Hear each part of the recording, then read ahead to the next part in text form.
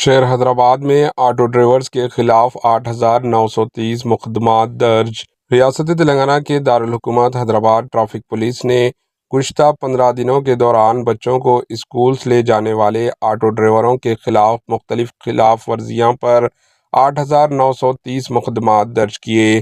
پی Vishwa Prasad, additional commissioner police traffic Hyderabad نے کہا کہ زیادہ بچے آٹو میں بیٹھنے، یونیفارم کے بغیر آٹو چلانے، ڈرائیونگ لائسنس کے بغیر آٹو چلانے پر آٹو ڈرائیوروں کے خلاف خصوصی مہم چلائی گئی۔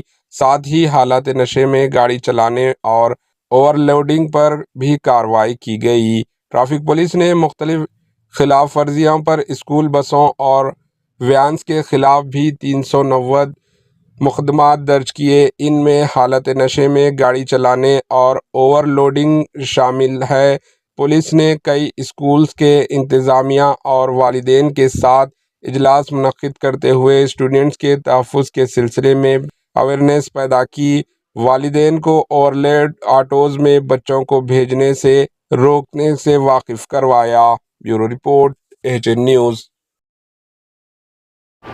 AHN نیوز کو لائک کریں، شیئر کریں اور سبسکرائب کرنا نہ بھولیں۔